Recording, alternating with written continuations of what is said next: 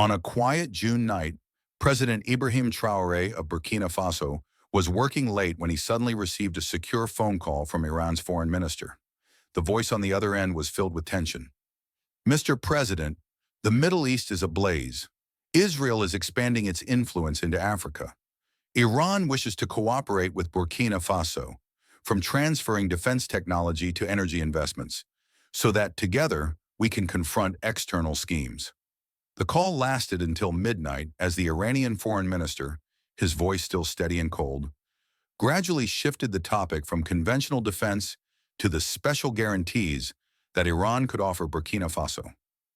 Mr. President, he said, we fully understand the challenges a small nation faces when confronted by the pressure of great powers. If Burkina Faso truly wants a sword of justice to defend its sovereignty, Iran is fully capable of helping your country rise to the ranks of the invulnerable. The world has changed, and sometimes a single bold move is enough to reshape the balance of power. Traoré heard the heavy implication behind each word.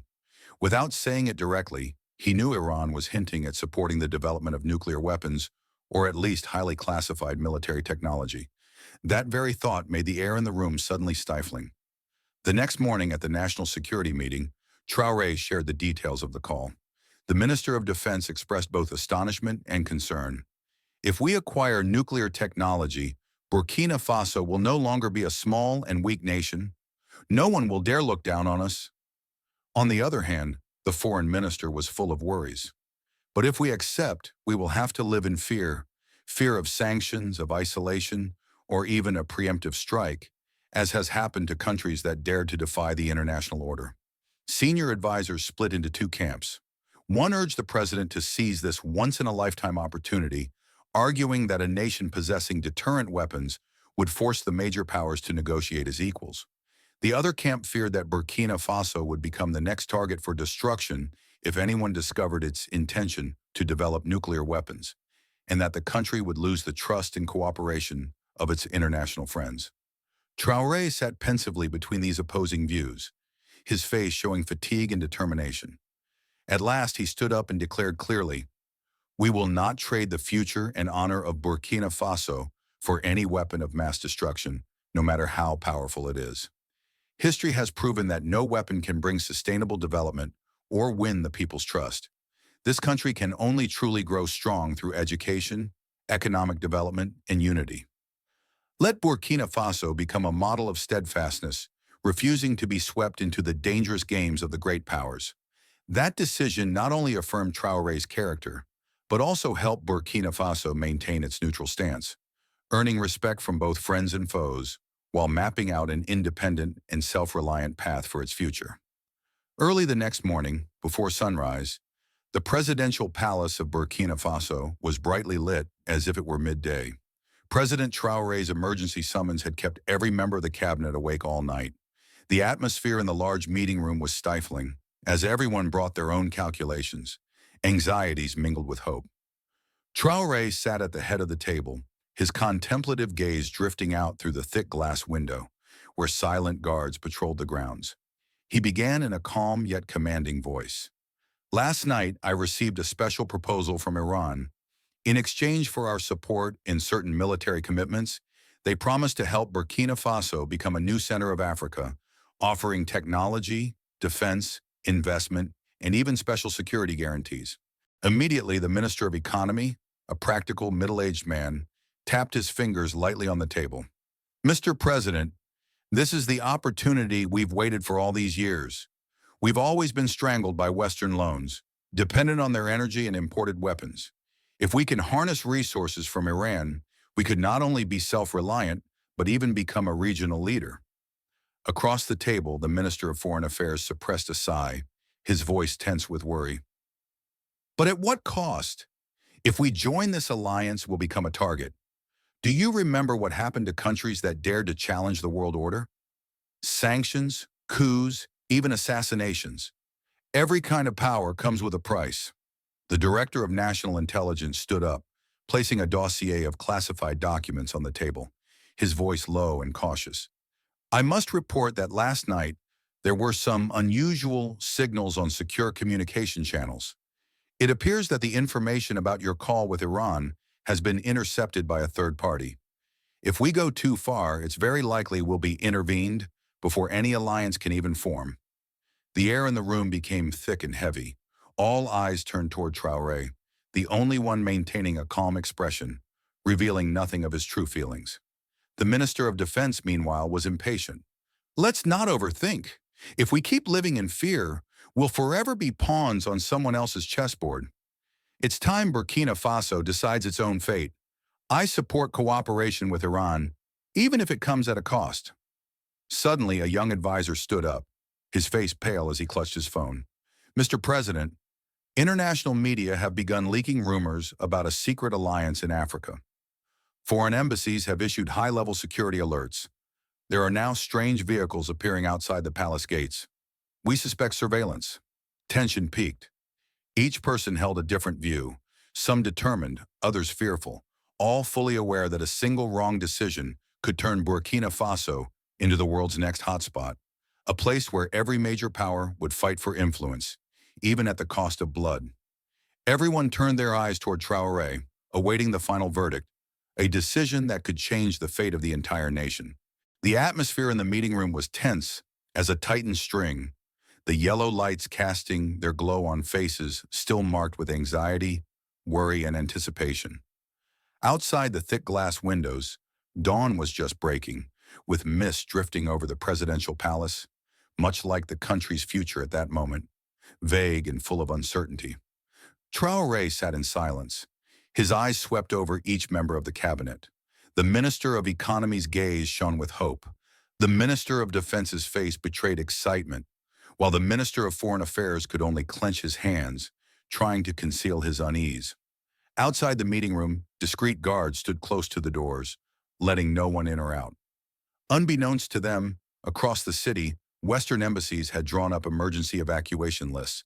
On social media, rumors of Burkina Faso's secret alliance spread like wildfire, with outside powers watching every move intently. Traoré took a deep breath. He remembered his youthful years, remembered his father who had fallen on the battlefield for the dream of independence. He recalled the vow made at a comrade's grave. This country, no matter how poor or small, will always choose its own path. At last he rose, standing tall, his sharp gaze sweeping across the entire cabinet. His words rang out, deep and strong, making the whole room hold its breath. We are the people of Burkina Faso. History has taught us one thing. The most precious thing is not weapons, money, or flashy alliances, but self-determination, the right to make our own choices and be responsible to our people. I do not deny that Iran's proposal is tempting, but I understand even more the cost of becoming a tool for any power. Some ministers could not hide their disappointment, but Traoré continued, his voice growing more resolute.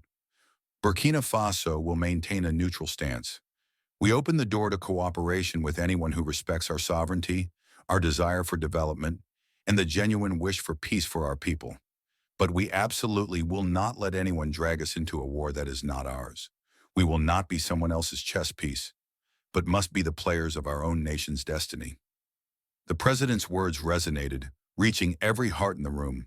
The heavy atmosphere gradually lifted, replaced by understanding and a quiet pride.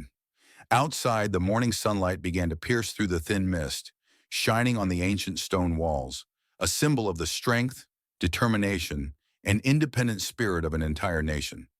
At the same time, across the country, construction projects, new classrooms, and lush green fields continued to move forward quietly. Despite diplomatic storms, under Traoré's leadership, Burkina Faso pressed on, choosing a path of development built on internal strength, faith, and an unshakable desire for self-reliance. President Traoré's declaration of neutrality was like a clap of thunder across Africa's political sky, which had long been shrouded in confusion and division.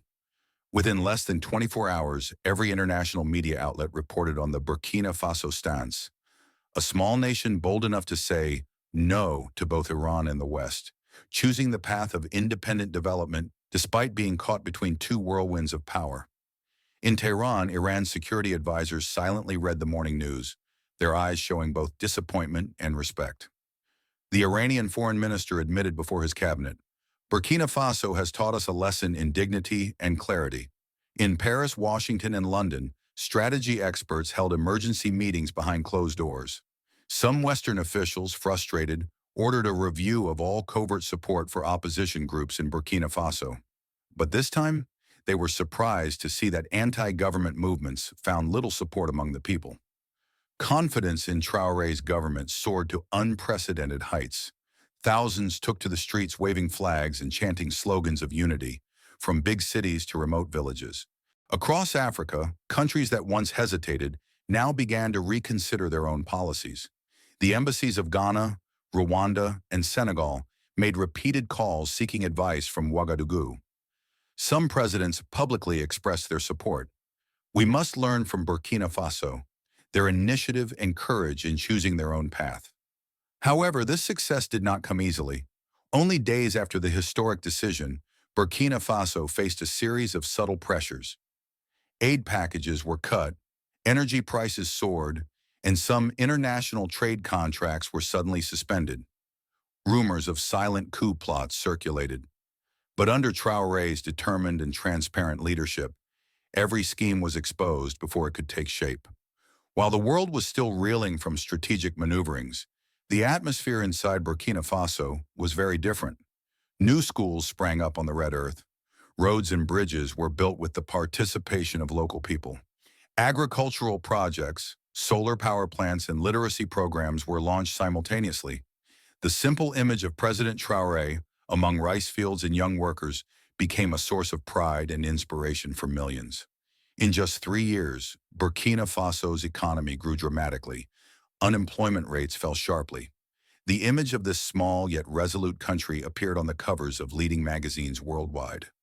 Burkina Faso, the symbol of a new African spirit. The story of a nation that stood firm in the storm, refusing to be anyone's pawn, became a powerful inspiration spreading across the continent. Above all, Burkina Faso's future was no longer a faint line on the map of geopolitics, but a bold, decisive stroke, written by the very people of this country themselves.